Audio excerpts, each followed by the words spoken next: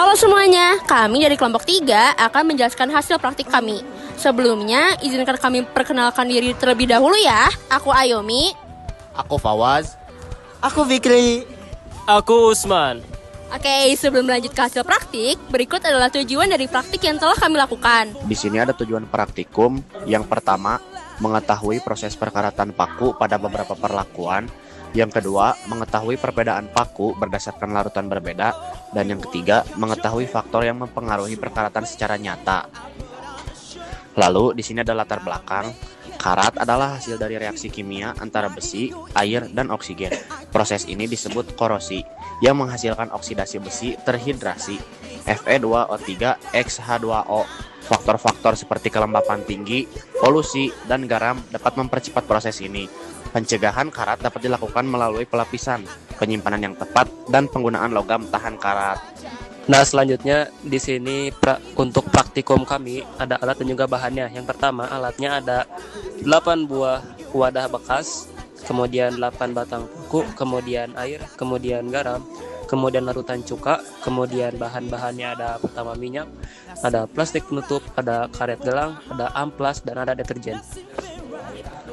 Oke, selanjutnya untuk langkah kerja praktikum kami, yang pertama, percobaan ini dilakukan secara mandiri dan berkelompok. Kedua, siapkan alat dan bahan yang dibutuhkan.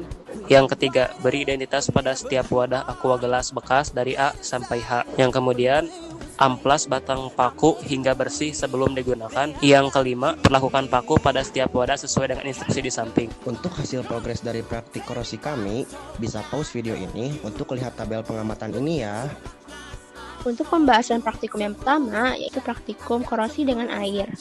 Hasil dari praktik ini menunjukkan bahwa kondisi A atau gelas air terbuka mengalami korosi lebih cepat daripada kondisi B atau botol penuh dengan air tertutup. Hal ini terjadi karena korosi atau karat pada besi merupakan reaksi reduksi oksidasi yang memerlukan oksigen atau O2 dan air. Dalam kasus kondisi A, paku bersentuhan langsung dengan udara terbuka yang kaya akan oksigen. Kehadiran oksigen yang melimpah mempercepat reaksi oksidasi besi. Reaksi utamanya adalah 4Fe ditambah dengan 3O2 ditambah 6H2O akan menghasilkan 4FeOH 3 kali.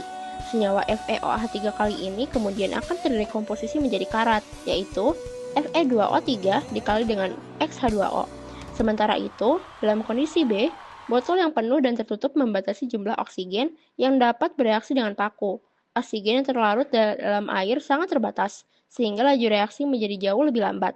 Hal ini membuktikan bahwa ketersediaan oksigen adalah faktor krusial yang mempengaruhi laju korosi. Dalam praktik ini menunjukkan bahwa asam atau asam asetat dari cuka sangat mempercepat laju korosi. Hasil kami menunjukkan bahwa kondisi A atau 150 ml cuka murni mengalami korosi lebih cepat daripada kondisi B dengan campuran 50 ml cuka dan 100 ml air. Paku besi atau Fe bereaksi dengan ion hidrogen atau H+ yang ada dalam cuka. Reaksi ini lebih cepat daripada reaksi dengan oksigen dan air saja. Semakin tinggi konsentrasi ion H+, semakin asam larutannya, semakin cepat korosi terjadi. Nah, bisa kita lihat pada kondisi A, konsentrasi asam asetat lebih tinggi, sehingga banyak ion H+ yang tersedia untuk bereaksi dengan besi. Hal ini menyebabkan paku berkorosi lebih cepat yang ditandai dengan munculnya endapan hitam atau Fe, CH3CO2, besi asetat, dan larutan yang menyurut. Penyurutan larutan bisa disebabkan oleh penguapan air dan sebagian kecil cuka, serta konsumsi reaktan dalam proses korosi. Pada kondisi B, cuka diencerkan dengan air, sehingga konsentrasi ion H+ menjadi lebih rendah. Akibatnya, laju korosi melambat yang ditandai dengan reaksi yang baru dimulai pada hari ke-8. Hal ini menegaskan bahwa konsentrasi elektrolit atau ion sangat mempengaruhi laju korosi. Baik, untuk hasil uji coba dari memasukkan paku ke dalam deterjen, yaitu praktik ini menunjukkan bahwa deterjen memiliki sifat protektif terhadap korosi.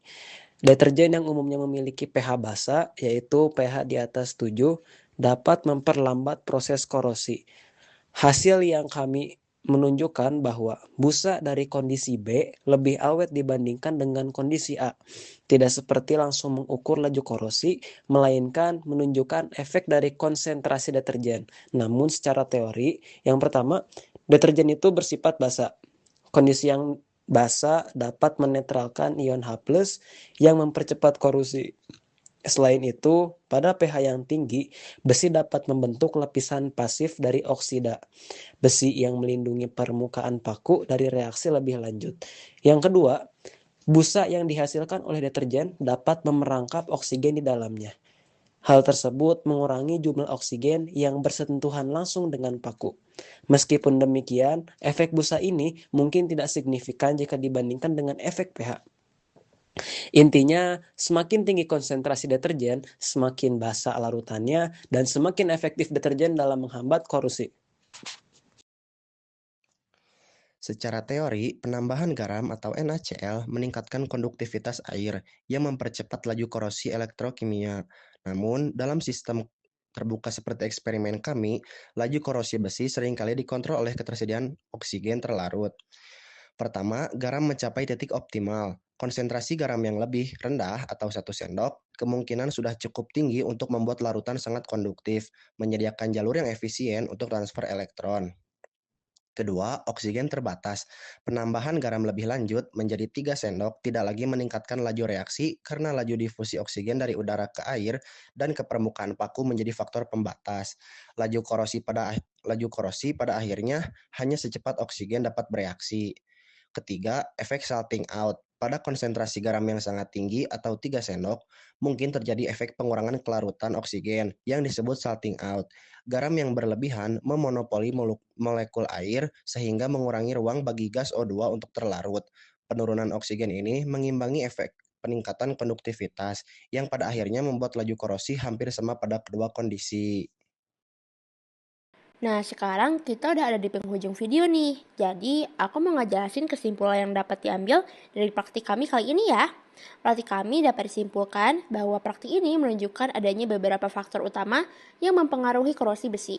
Yang pertama, oksigen. Oksigen merupakan reaktan penting. Ketersediaan oksigen yang tinggi atau kontak udara terbuka dapat mempercepat korosi. Yang kedua, pH atau keasaman. Lingkungan asam atau cuka secara drastis mempercepat korosi karena ion H+ mengkatalisis reaksi. Yang ketiga, elektrolit. Penambahan garam atau NaCl meningkatkan konduktivitas larutan, mempercepat proses elektrokimia korosi. Yang keempat, inhibitor atau sifat basa. Meskipun tidak teruji secara spesifik pada laju korosi, secara teoritis, lingkungan basa dan penambahan zat penghambat atau inhibitor dalam deterjen dapat memperlambat korosi. Secara umum, urutan tingkat korosi dari yang paling cepat hingga yang paling lambat berdasarkan hasil kami dan teori. Yang pertama adalah cuka murni, yang kedua garam, yang ketiga air terbuka, yang keempat cuka encer, yang kelima air tertutup, dan yang paling terakhir adalah air deterjen.